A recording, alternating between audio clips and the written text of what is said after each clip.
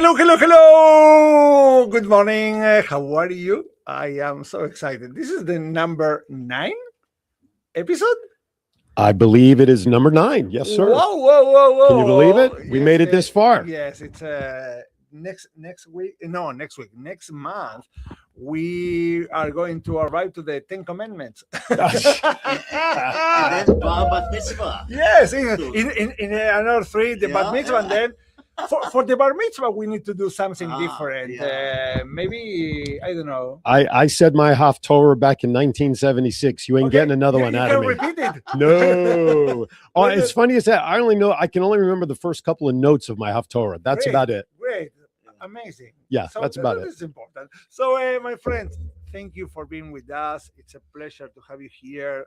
As every month, we are having this amazing space that we call Shmoozin with Rabbi Ari. And the idea is to talk about the Jewish community here in Tidewater, about what the things are going on our community. And today, I have 2 guests. First, my big friend, Rabbi Israel Silverman, here, who is like an icon here. Wow, we can say like that. Really? Wow. Yes, 40 years. 40 years in the area. It's like imagine I am only 3 here, 3.5. So and you 4. Come on. Much older than you. No. It's like I'm 80. A little bit. I'm 80. Whoa. Nice. I don't look it, but I am. No, but you don't look 80. Come on. You. I love you very much. You know that. So, my friends, today we are going to talk about building Jewish life then and now, because today's guest has seen almost every chapter of modern Jewish history. Europe before and after the Holocaust, Israel in its early years and wars, and over 4 decades of Jewish life right here in Virginia Beach. So honestly, this is not just an interview that I am going to do. This is living Jewish history. So very, very welcome. It's good to be here. You know that, let me explain. Even I have my colleague here, Rabbi Israel. I am a kind of person that I don't care on the titles. Rabbi, not rabbi, doctor, not doctor.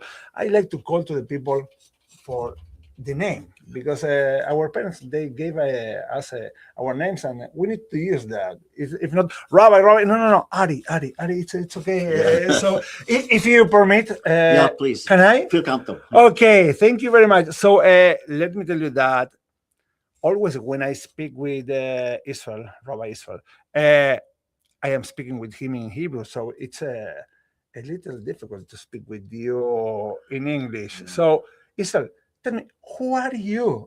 First, welcome. Who are you? Well, I'm asking the same question. I keep changing. Okay. I arrived here 40 years ago, and I was a bit younger, less experienced. But I'm grateful to have been here all this time. For a rabbi to be in one community for so long is very unusual. Yes, totally. It's very unusual. You entered to the Guinness Book. Yeah. And I tell you the truth, this has been a good, warm home, very hospitable community, Jewish and non-Jewish. And I grew up in a Jewish society in Israel, and I'm son of Holocaust survivors. And I was born in Kazakhstan to Polish refugees who had met in Siberia. And I didn't know practically when I grew up in Israel. We arrived there from Germany, the DP camps, in 1949. And then part of my family moved to Chicago when we left Germany. My father's parents, his brothers, and my father became a Zionist when he served in the Russian army fighting the Germans. He wanted to live only in Israel. So I got reunited with my grandma in Chicago. I went to college in Chicago. Then somebody came to me and said, you're a pretty nice Israeli, better than the other Israelis we had met. What about becoming a Reform rabbi? Whoa. We need a Reform rabbi to speak Hebrew. I said, well, I don't know.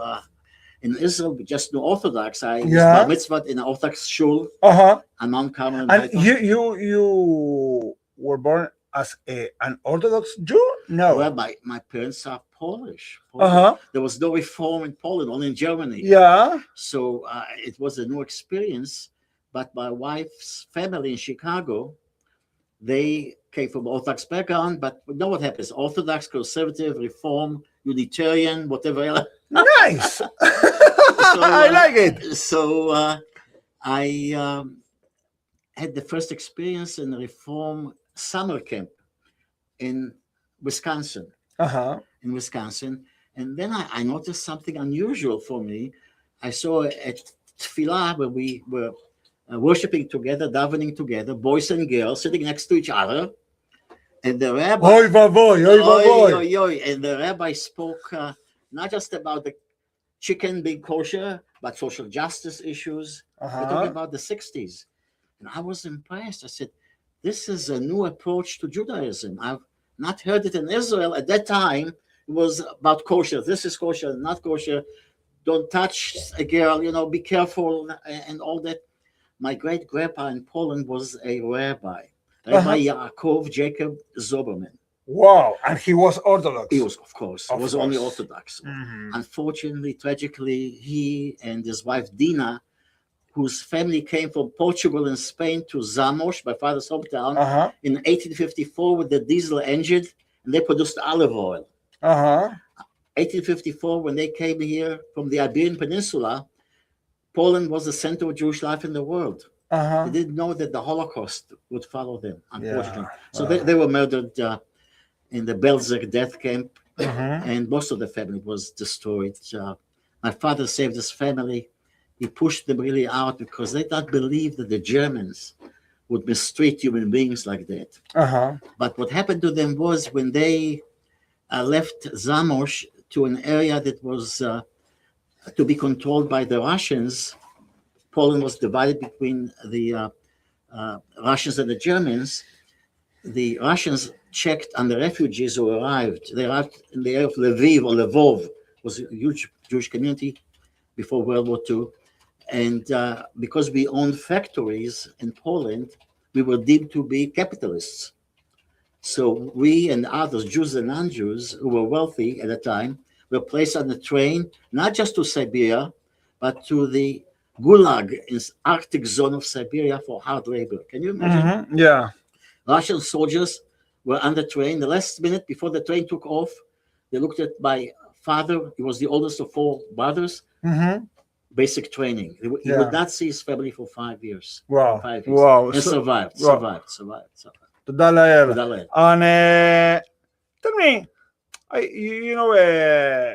two episodes ago, or one, I don't remember exactly. We talk about last episode we talk about the Shoah, and I don't like to enter exactly on the Shoah because there are many sad memories. But I like to know about you because, as I told you, you are an icon here. It's like you are the oldest and the rabbi on the area. Rabbi Pettis calls me the dean. The dean. Okay, so perfect. So tell me something. Let's start on the beginning. What are your one memory you still carry with you from your childhood? Well, thank God, my father took lots of pictures in the last on Facebook on no regular camera. No. Regular camera. So I grew up in Israel. I was 4 years old when we arrived from Germany, from the Wetzlar DP camp, American zone of occupation, and we lived among refugees. We returned to Poland in 1946. I was only 6 months old. 1946, after the war ends. Right. We went back to see what happened to our families. We didn't quite know what happened. And we were told, don't go back to your home communities because the Poles, the neighbors, are killing Jews who came home. At least 1,500 Jews were murdered by their neighbors. Wow. Can you imagine? Wow. So we were able to leave Poland after 4 months, a short stop in Austria in a transit camp, and then lived in Bavaria in a couple of transit and DP camps. And the last camp was Wetzlar, where we spent 2.5 years. In fact, I just wrote a poem about being circumcised in Betzah when I was 2.5 years old. And the question is why? My parents didn't tell me that story because they thought that the Nazis might get back into power. And before World War II, only the Jews were circumcised in Europe, with the exception of the British royal family. The males were also circumcised. So they cared about me so much. I was their hope that though we lost most of the family on both sides of my mother and father, at least there's a new life. And my sister Esther was born also in Germany in the camp. And my sister Emma was born in Israel. So you see 3 children in 3 different countries. Amazing. What a story. Well, what a story. What a story. Right. And the resiliency of these survivors. So I grew up in Haifa. We were all refugees. Haifa? In Haifa. Whoa. We went to the rest of Haifa. I lived in Haifa 1 year when I studied at the Haifa University. Where did you live? I lived at the university, at the camps. Wonderful. Yeah. And it was amazing time there. Hot? Yeah. Whoa. It's so hot. But no snow in the winter. No, but on the winter when because let me tell you that the University of Haifa is on the higher place on Haifa, and when it was really a windy day, like a rainy day, the clouds. You was walking and the cloud came in until here. You cannot see. Very windy in the winter. Yes. So tell me. Because you spoke that you told us that you became from an Orthodox family in some way. Polish Jews were Orthodox, and you became rabbi after you went to a camp. But how do you decide to be a rabbi? Well, I think that God decided for me. Really? And he called you? He called me, okay. And he said, "Look, so many of your relatives were murdered by the Nazis. The Jewish people lost 6 million, including 1.5 million children. You survived, so you owe something to those who did not survive." That's how I explained what happened to me. Though I didn't realize how complex it is and challenging to be a congregational rabbi in America. Not easy. Totally no. Tell me about that. When you became rabbi here in America? What was first? You studied where? Cincinnati, Ohio. The Hebrew Union College, Jewish Institute of Religion. The Hebrew Union College. Great. And you started to work here in America when? I had my first congregation in Cedar Rapids, Iowa, 1974. 1974. Wow, nice. And when you moved to here, to Virginia Beach? I came to Or Shalom Temple in 1991 as an associate rabbi with senior rabbi Larry Foreman. Great. And on all this, coming from Europe, Israel, America, and changing places in America, when do you think that, or did you think, are you thinking that your life changed in some way? Well, in many, many ways. If I were to remain in Israel or go back to Israel after I got a couple of degrees, then I think at that time reform in Israel was just at the very, very beginning. I like to read and write. Maybe a journalist, teacher, maybe even a professor. But I must tell you, I am very fortunate because along with the challenges of being a congregational rabbi for over 50 years now, I find lots of fulfillment as a congregational rabbi. I love people. I love to share my life with others. And I think that my life story is a reflection of the great Jewish drama in the last century.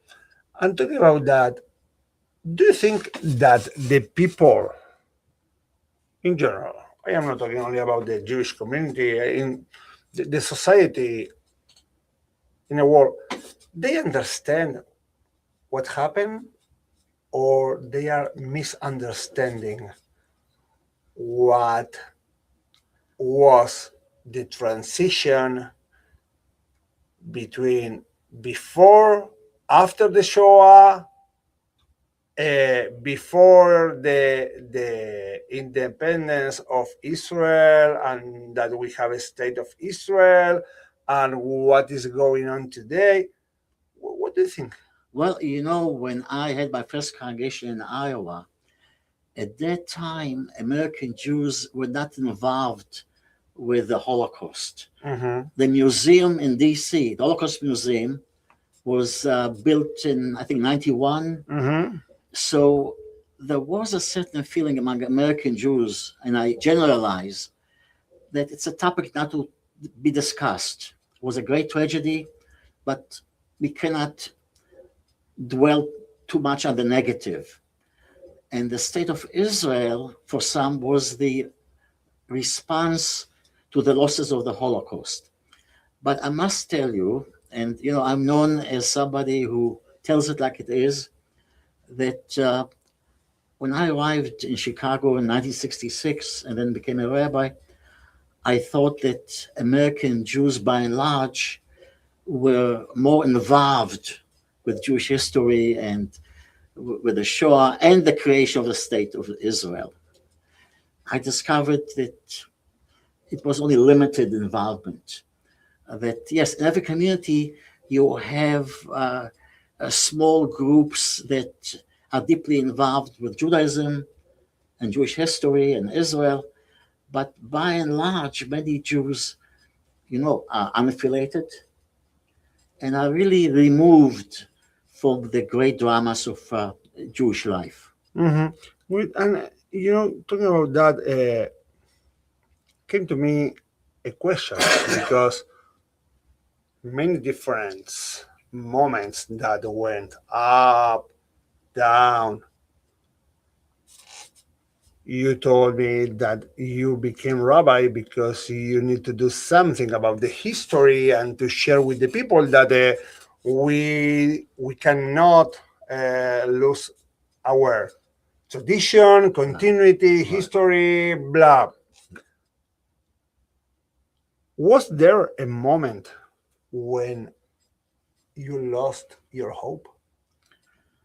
Well, it's or let me help you with this question. Yeah.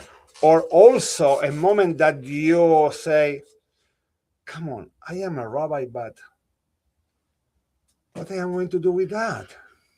Well, I tell you the truth. It was more my wife, American-born Jennifer from Chicago, who would say to me from time to time, how can you take it? How can you take it? Mm-hmm. How long are you married? Married, it's going to be 57 years in June. Always with the same wife? Woman. Amazing. Congratulations. Thank you. For her. It's an accomplishment. For her. So, was there some moment that you really lost your hope? I was born very, very optimistic. I think that my family, my parents, my grandparents instilled in me a certain sense that I was special. I think it's because of the heavy losses of the family. We lost practically everyone. Only few survived. It's a misnomer to say we survived. Most of the Jews did not survive. Only a few survived. Mm-hmm. So I was treated as if I was a gift given to my family, to the Jewish people and humanity, after almost the Jewish people would have been destroyed if the Nazis would have won. What would have happened to us. Mm-hmm. So I always had that sense that though my parents did put pressure on me to be unusual, I grew up like a regular Israeli, but because of my family background, I always felt that I'm a little bit different than others. So in Israel, so many came as refugees with my family at the same time. The major aliyah to Israel in 49, 50, 51, 52. These were difficult times, and everyone had this big story. But at my home, in Israel, it's a very close-knit, larger family. We always had Holocaust survivors. And my father would always come home and say to my mom, I found another cousin on the street, Rehov Herzl in Haifa, my Mom would say to him, how can you have so many relatives? He didn't have so many relatives. These were just people from his hometown. Yeah. After losing so many, everyone from his hometown who survived became a brother and sister. So I grew up with that feeling that something unusual has happened to us who survived. And we dare not forget where we came from. And I must tell you that when we first came to Israel in 1949, the Israelis didn't want to talk about the Shoah, the Holocaust. We were regarded as different kind of Jews, even as the weaker Jews, because we were murdered by the Nazis. They didn't understand. The people didn't have enough time to think about that. They needed to build a country. They didn't understand that we could not face the most modern military, perhaps in history. Surely back then, the German military operation that also deceived us. We were being relocated and so forth and so on. And we remember the Germans from World War One, very polite. There were Jews who rose to high positions in Germany. Reform began in Germany as a liberal movement, part of the Enlightenment. So, we could not even imagine what would happen to our babies. Great. And how can one believe, even now, there are some people who don't want to deny the Holocaust because they are malicious. But some people cannot even conceive of Europeans in our own modern era doing what they did. So you say something that make me think about the past, your past, our history, and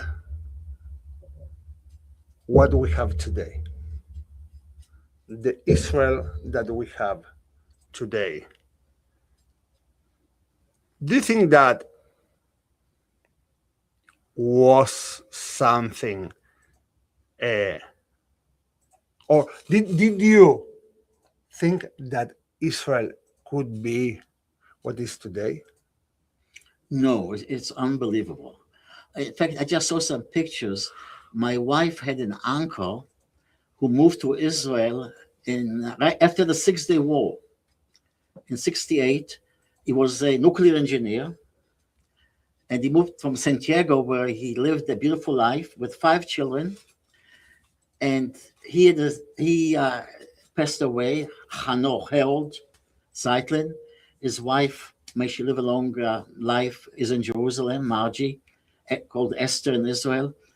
And he became a Zionist, and he first came to Israel for his honeymoon in 1950. And he had a color camera, which was unusual in Israel in those days. How many Americans went as tourists to Israel? 1950. And he took pictures.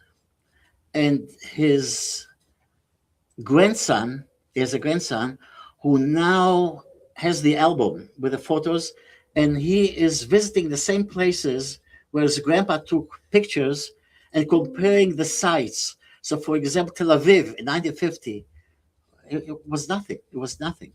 Low houses, sand, and now he shows pictures of the skyscrapers in Tel Aviv. It's a high-tech hub and all that. It's unbelievable. I don't think that anyone, maybe with the exception of David Ben-Gurion, Israel's first prime minister, who believed that the desert can bloom. Yeah. And I remember I lived in Haifa, and I would take the train in vacation time in the summer to be with my uncle and aunt and my cousin in Tel Aviv. And there was nothing there. There was nothing there. What we enjoyed was walking the streets and eating falafel and some ice cream. And life was kind of very, very simple. But was a sense of togetherness that you kind of lose a lot of it when society has more materialistic goods. So, it's different now. I see my two sisters in Israel, and their grandparents, and life has been good to them. I see how well they live in Israel, and they travel to Europe all the time and around the world. But not every Israeli can afford all that. You have to be a high-tech professional to enjoy the good life. Otherwise, there's a war going on right now, right? I was there in January with a group of Reform rabbis, and you were earlier in Israel. Yeah. But right after the massacre. Yeah. So and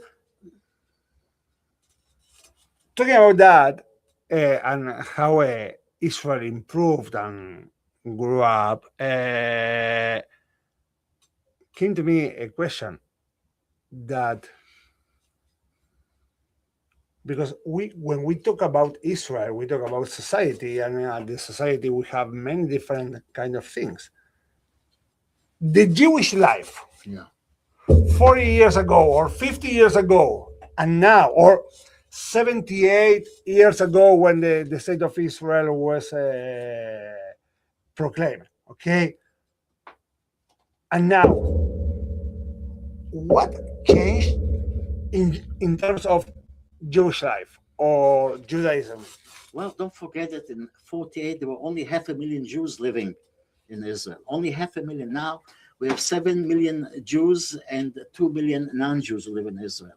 So I would say it's very hard to maintain that sense of family. But nonetheless, the Israelis are united whenever you have a crisis and there's a war. Otherwise, the Jews are very independent in their thinking and behavior. Look what we did to Moses in biblical times. We stand up to our leaders. It's very hard to lead the Jewish people. What we need in Israel really is to recapture some of that sense of togetherness and also to connect to Judaism. And it's so important that now we have, in addition to Orthodox, we also have ultra-Orthodox, and there are some issues with serving in the military and all that, heavy-duty issues. We also have conservative and reform and strong secular.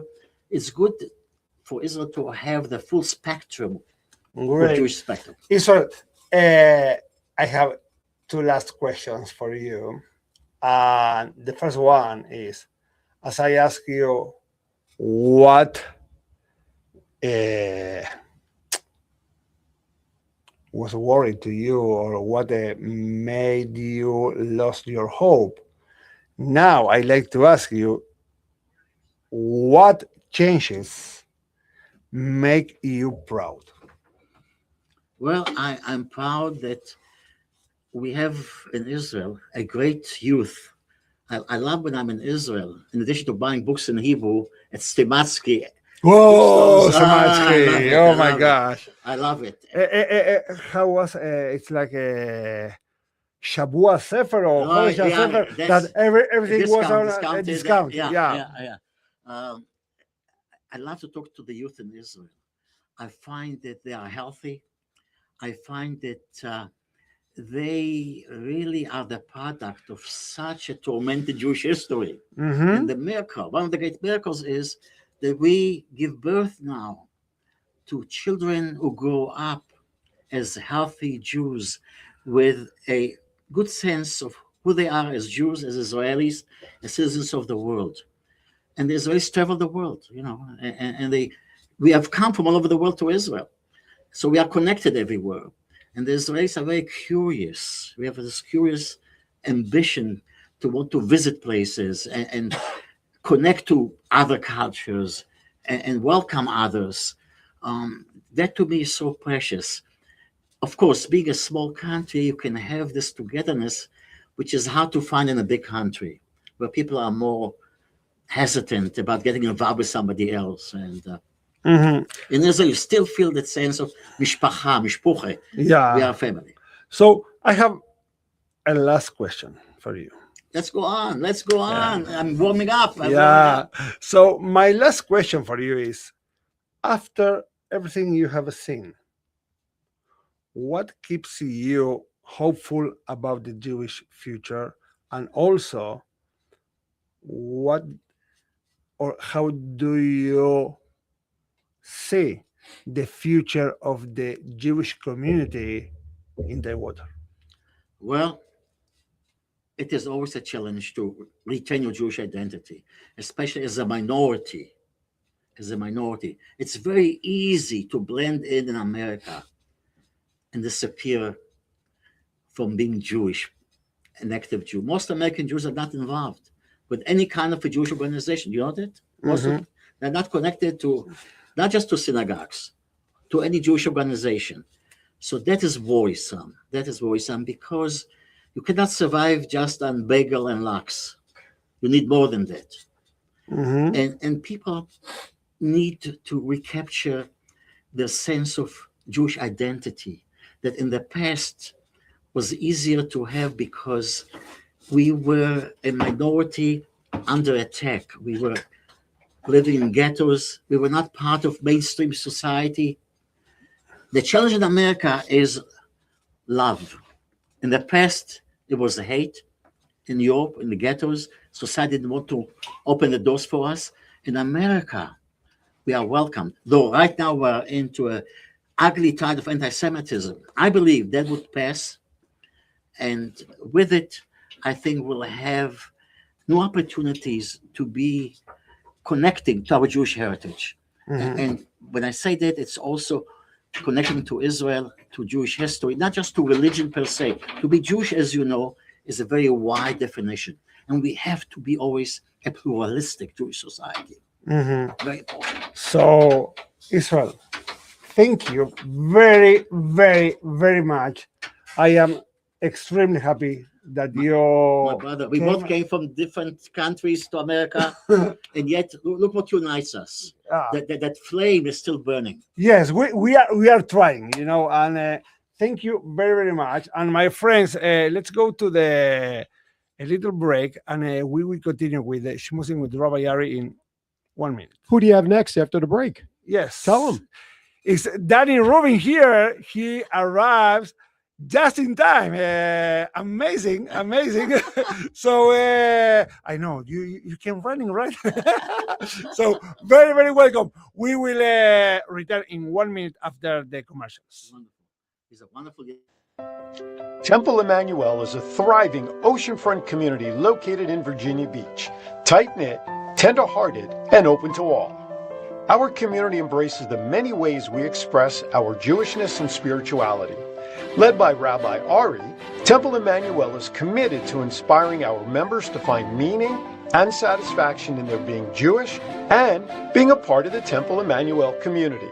In return, Temple Emmanuel continues to be a warm, inclusive space. Visit us online at tevb.org or call our office at 757-428-2591. Temple Emmanuel is the place to embrace Jewish diversity.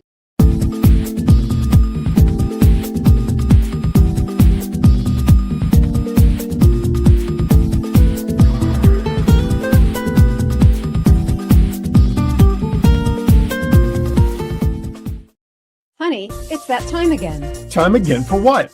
It's the Chesapeake Kiwanis Annual Shrimp Fest and Barbecue to kick off the Jubilee celebration. Oh yeah, I remember that from last year. They raised money to donate back to the local community.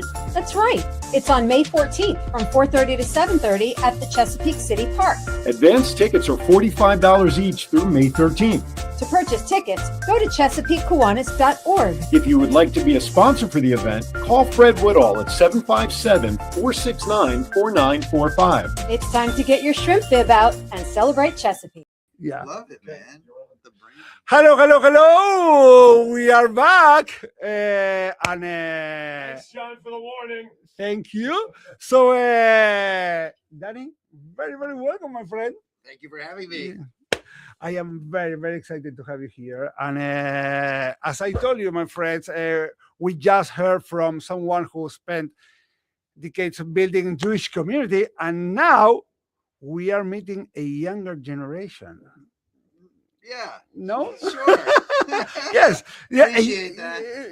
A younger take generation making a new idea of Judaism. And let me tell you that we had an amazing night yesterday with the poker night. 12 hours ago. Was unbelievable.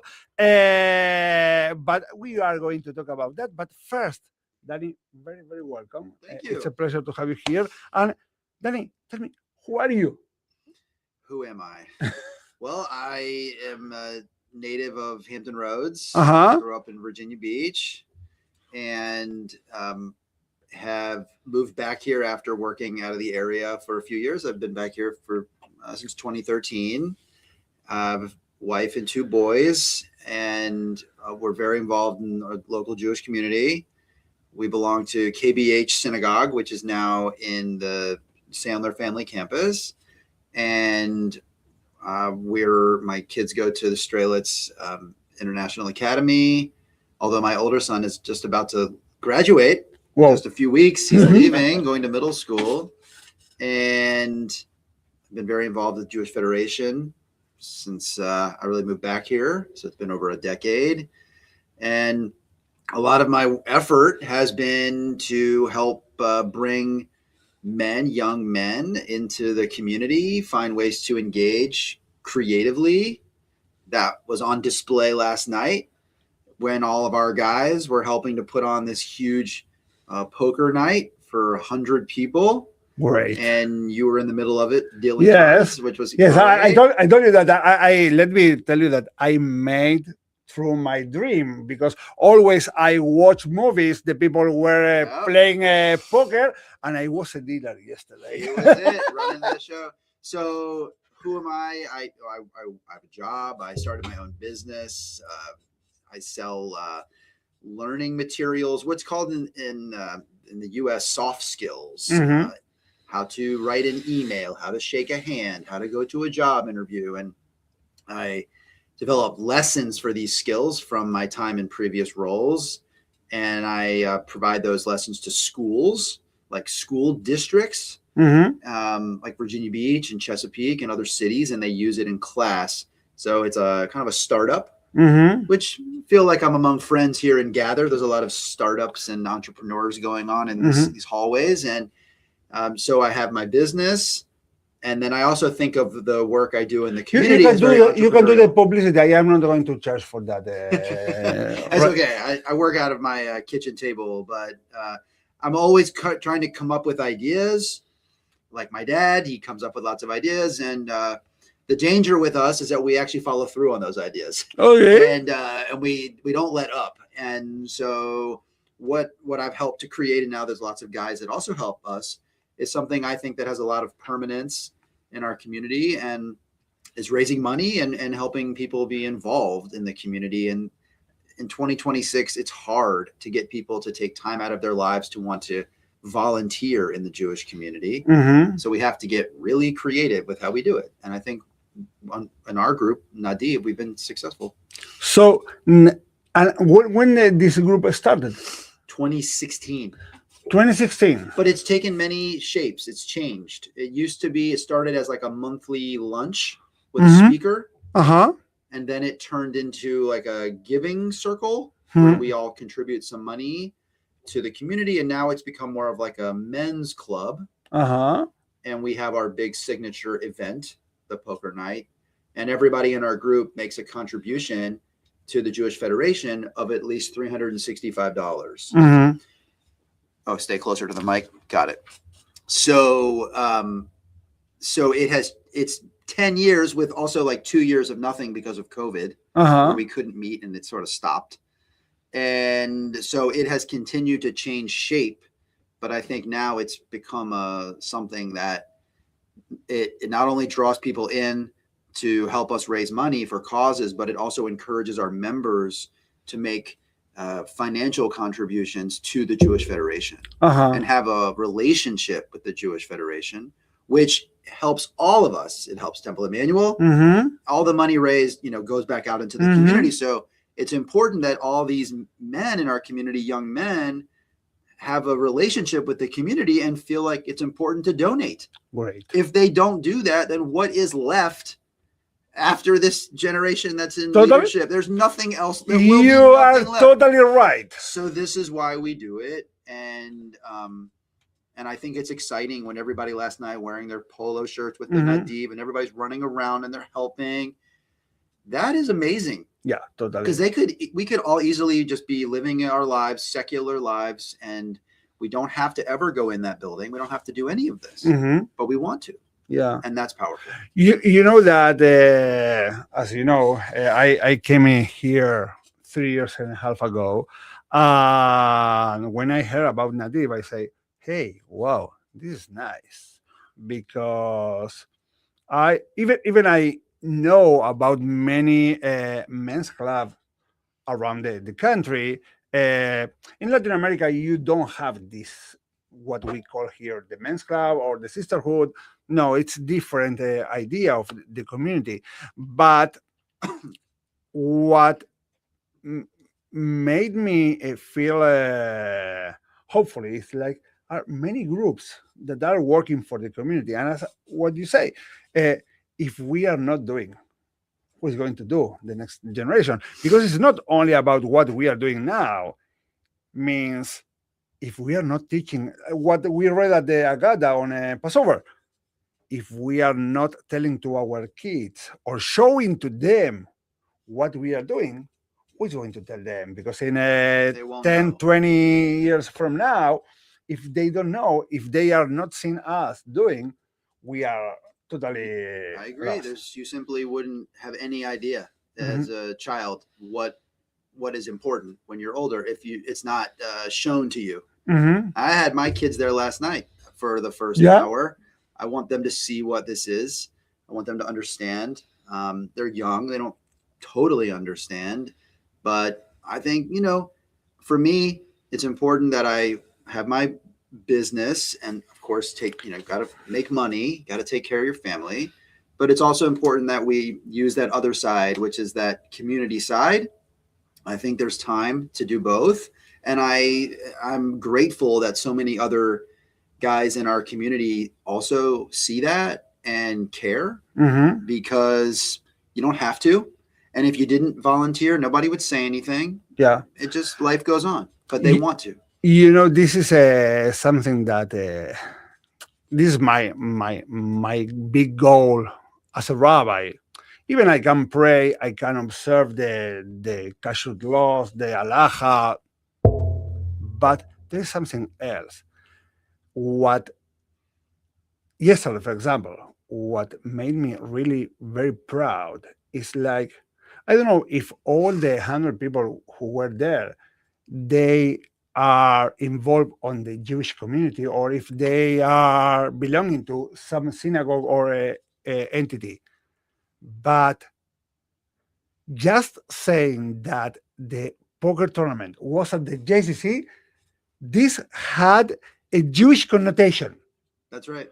So this is not like, okay, we need to pray, we need to study, we need to do. No. It's like we are doing something that we like to do, like play poker, but we are playing poker at a Jewish institution. And raising money for a Jewish cause. Exactly. PJ Library. This is amazing. This is amazing. And this reminds me, let me tell you something that I did in Brazil. When I was a rabbi in Brazil, on January and February, all the community to the beach. So at the synagogue, we don't have minyan because everybody was at the beach. So if how is the quote? If Muhammad doesn't go to the mountain goes to Muhammad. So what I did, I took my community to the beach. So 1 month I stay at the beach doing activities, Kabbalah Shabbat, Tefillot, we dance, Israeli dance at the beach. And I remember the last 2 years before COVID, we did a tennis tournament. I am a tennis player, so I say, hey, you know what? We want to do something like that because are many tennis players from the community, and how we can connect this with the Judaism. Exactly. So I decided to do a tennis tournament on January 27th. Do you know which day is the January 27th? The January 27th is the day that the United Nations declared the day of Holocaust, to remember the Holocaust. Okay. Many people told me, hey, are you crazy? You are going to play tennis to celebrate, to have fun on a day when we need to remember the Holocaust. I say, yes. You know why? Because the 50 people who are coming to the tennis tournament, at this moment, they are going to remember that was the Holocaust. If we are not having that, they are not going to remember that. And was amazing. The second year we had 70 people playing tennis. Was unbelievable. So when I heard last year about the poker tournament, I went, and this year I say, no, I need to do something else. So it was very, very fun. But tell me, why poker and not I don't know, pickleball tournament?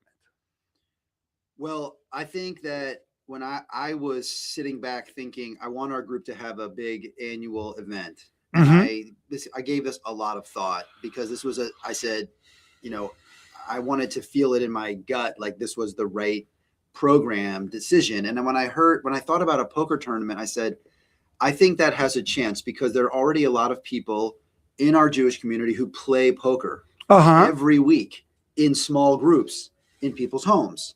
I didn't even realize how many people. I knew there were some. And when we started to promote for people to play last year, there were probably 7, 8 different groups of 6, 7, 8 people who play every week. So we already chose something that's already happening.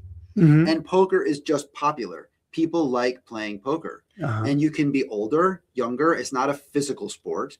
So I knew that it had a chance to be successful because we are already doing something that people like to do. It wasn't forcing them to step out of what they enjoy. So this event, it takes some recruiting and marketing, yes, but a lot of people sign up because they just want to play in the poker tournament. The fact that they're supporting Jewish causes is just a bonus. They were going to come anyway because they love playing it. So we chose something that already has excitement, and it makes the actual event so much easier to do, because we're not, I'm not having to convince you that this is going to be fun for you. Yeah. You already know it's going to be fun because you've played in poker tournaments before. In the not you, but like anybody I'm talking to who plays poker is like already gets it. It's a huge room. It's a tournament. There's big prizes. They want to play. And if they spend money, they're just donating to PJ Library. Thank you very much. And they are in, and I think it's so important that we do things in the JCC, bring people onto the campus, let them see the building, right? And then they might find maybe I should come join here and use the gym. I didn't know they had a gym here. I didn't know they had a pool here. I'm always trying my best as a volunteer to bring people on the campus. And do you think that the people realize that? Maybe not completely last night because they went right into the room. But we always hear people say, I've never been here before. Wow, what a beautiful building. This is strange. This is strange because if you are Jewish and you are part of the community, how you can not know the JCC? Because they are Jewish, but they haven't been invited in through the right way. They might just be out there. There's a lot of people who are Jewish or connected to the Jewish community. I am provoking you. I know. Yes. They could spend decades here and never come. And it's so sad. It is, but I think that everybody needs to be invited. And if you invite them to the right thing, then they will come. You know that the idea of this podcast is exactly to show what the community is. Because I know that many people, how many people 65,000 last episode, sir. Listeners? Yeah. 65,000? Yeah. Yes, sir. So, hey. So I don't know how he's doing that. How many are spam bots from Russia? I cannot tell you. I don't know. Anyway, it's great. Whoever hears this, great. But the point. I'm sorry, that's just on the Facebook page. It's not counting all the YouTube views either. So it's a very conservative. What you're doing is fantastic. I didn't understand all of it till I came in here. But the idea is exactly to show what the Jewish community is, and this is the idea of this podcast. I am not a podcaster. You are now. So like it or not. So yes, this is the main idea, and entering to the Jewish philosophy or the identity. What do you think that when you was a child was different than today? In terms of like being Jewish. Yes.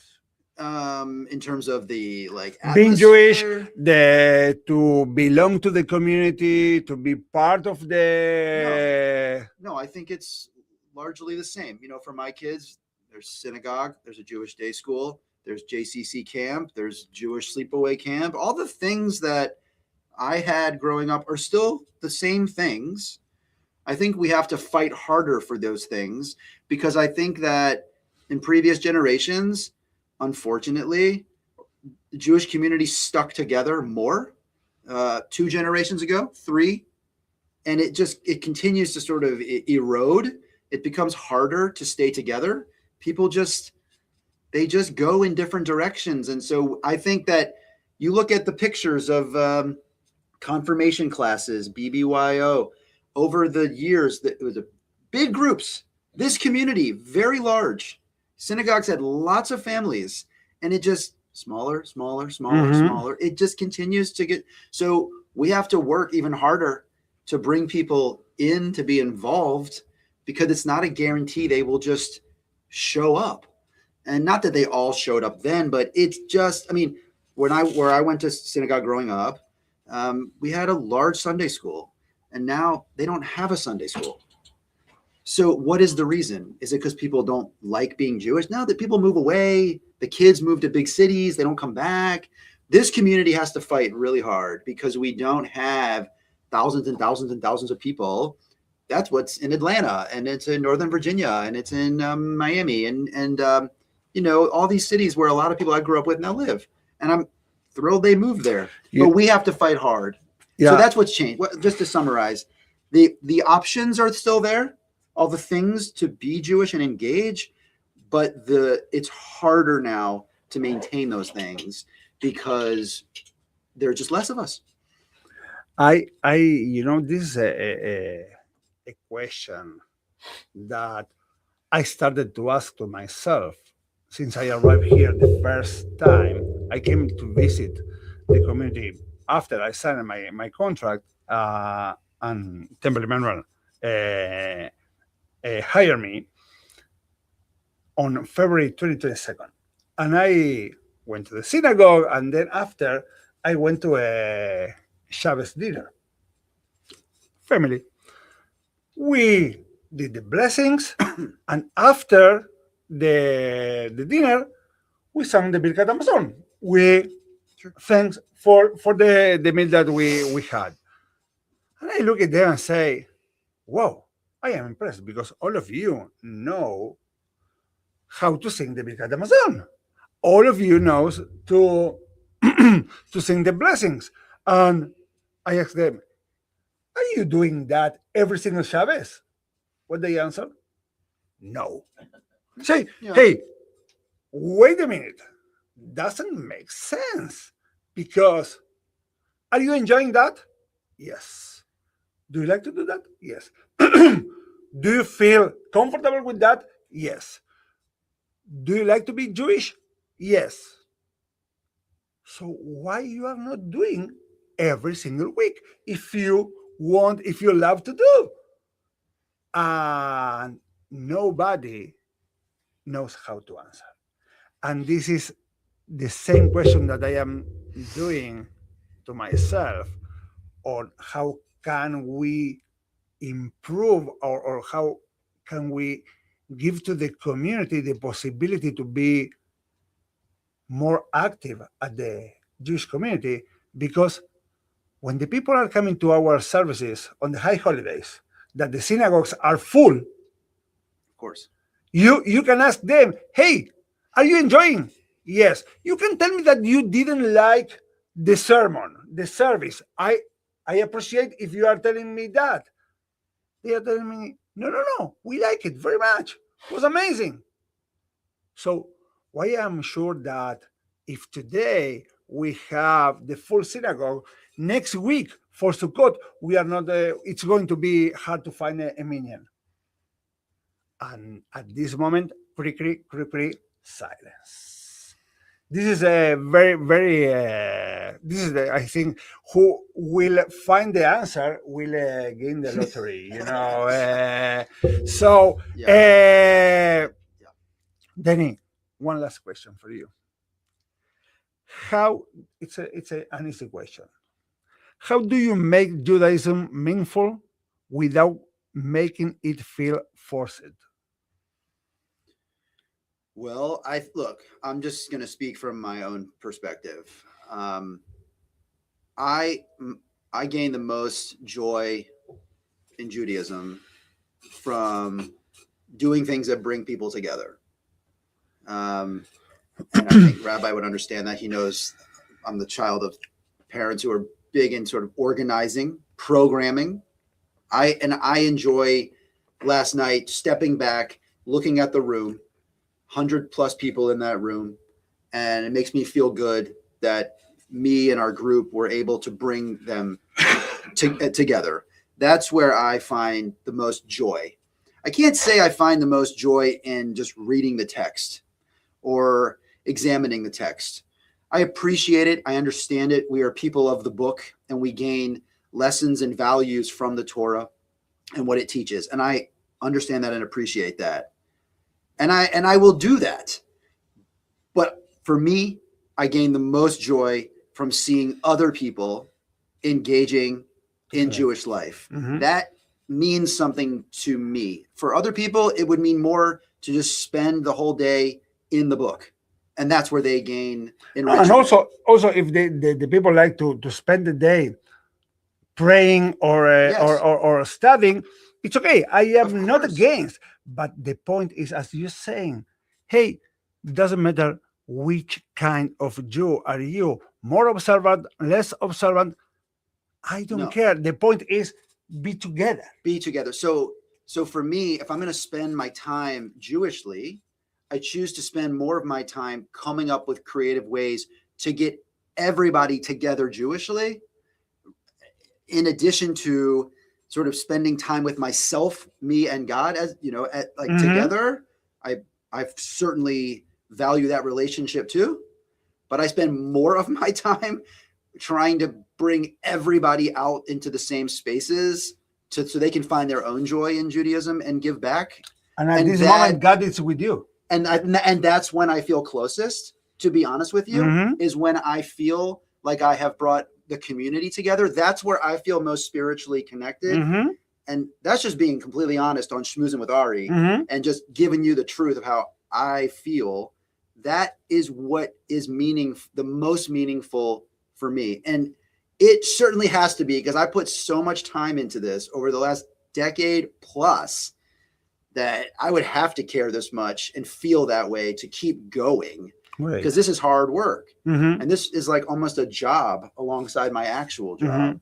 And people sometimes think, do you work for the JCC? It looks like I do. And I get that, but I don't. Yeah. But that for me is where I gain the deepest connection.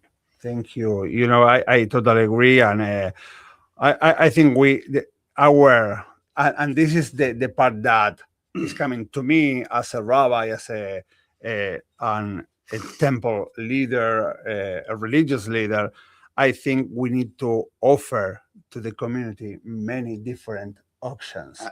Absolutely. And when we are offering different options, the people can decide, okay, I like to pray, I like to study, I like to go to the poker tournament, I like to go to some food event.